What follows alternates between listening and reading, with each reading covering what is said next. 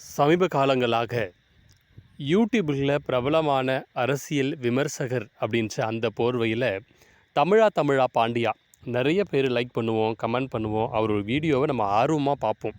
அதுக்கான காரணங்கள் என்ன அப்படின்னு சொன்னால், எல்லா அரசியல் விமர்சகர்களை தாண்டியும் இவர் யாராவது இவர்கிட்ட போய் கொஷின் கேட்டாங்கன்னா, இவர் அவங்கள கொஷின் கேட்டு திரும்ப அந்த கொஷினில் என்னது அப்படின்னு ஒரு வித்தியாசமான பதில், அதாவது நம்ம பக்கத்து வீட்டு தாத்தா பாட்டி கிராமத்தில் பேசுகிற மாதிரி பேசக்கூடியவர். இந்த பேச்சால் தான் நம்ம என்ன நினச்சிருப்போம்னா, இவர் பேசுகிறதெல்லாம் உண்மையோ அப்படின்னு நம்ம நினச்சிருப்போம். இவர் தொடக்க காலகட்டத்தில் பாமகவில் பயணிச்சிருக்காரு. அந்த பாமகவில் பயணித்த அந்த காலகட்டத்தில் எல்லா அரசியல் தலைவர்கள் பிரபலங்களுடைய அந்த தொடர்பு கிடைச்சது பிறகு அந்த கட்சியை விட்டு விலகி இப்போ அரசியல் விமர்சகர் அப்படின்ற பேரில் ஏதோ ஒரு 10% உண்மை, ஒரு 90% பொய்யை வச்சு காலத்தை ஓடிட்டுருக்காரு தன்னுடைய வருமானத்துக்காக. அப்படிப்பட்ட ஒரு தகுதி இல்லாத, ஒரு தரம் குறைந்த ஒரு அரசியல் விமர்சகர் தான் தமிழா பாண்டியா.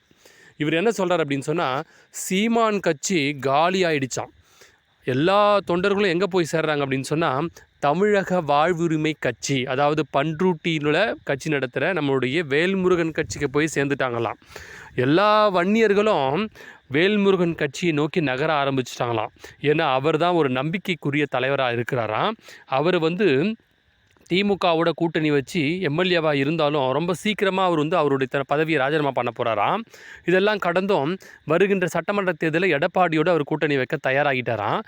படுத்து தூங்கிட்டே இருந்தால் கூட எடப்பாடி தான் 2026 முதலமைச்சர் ஆவாராம். அப்படின்னா இவர் அதிமுகவினுடைய புரோக்கர், அதிமுகவுக்கும் வேல்முருகனையும் ஜாயின் பண்ண வைக்கிற புரோக்கர் அப்படின்றது இவர் அடிக்கடி அதை வெளிப்படுத்திக்கிட்டே இருக்கார்.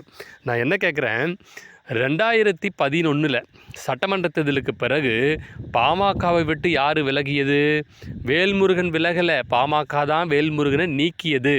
அதெல்லாம் கடந்தோம் 2-3 டைம் மன்னிப்பு கடிதம் எழுதினார். அப்பையும் டாக்டர் ராமதாஸ் வேல்முருகனை இணைக்கிறதா ஐடியாவே இல்லை. பிறகு தனி கட்சி ஆரம்பித்த மனுஷன் 2014 எந்த ஒரு தொகுதியும் வாங்காமல் பணம் வாங்கிக்கிட்டு ஜெயலலிதாவுக்காக தமிழ்நாடு, புதுச்சேரி உட்பட 40 தொகுதிகளிலும் பிரச்சாரம் பண்ணார். இதையெல்லாம் கடந்தும் இதே வேல்முருகன் 2016 ஒரு 7-8 தொகுதியில் தனித்து நின்று எல்லா தொகுதியிலும் படுதோல்வியை சந்தித்தார். 2019 ஜெயலலிதா செத்த பிறகு மாற்று இடம் தேடி 2019 ஸ்டாலின் தலைமையிலான திமுக கூட்டணிக்கு போயிட்டு எல்லா தொகுதிக்கும் காசு வாங்கிட்டு பிரச்சாரம் பண்ணார். அதனுடைய பலனாக தான் 2021 பண்ருட்டி தொகுதியில் சூரியன் சின்னத்தில் நிற்கிற வாய்ப்பு கிடைச்சிது. தான் சொந்த சின்னத்திலே நிற்க முடியாமல் ஒரே ஒரு தொகுதியில் தான் எம்எல்ஏவாக கட்சி நடத்துகிற ஆளை பார்த்தா எல்லா தொண்டர்களும் அவரை பார்த்து ஓடுவாங்க. தமிழா பாண்டியா ஒரு நாகரிகமற்ற ஒரு அரசியல் புருடா அப்படின்றத பல சமயங்களில் அவர் ப்ரூவ் பண்ணியிருக்காரு. வெறும் வாயால் வடை சொல்கிற வித்வான்.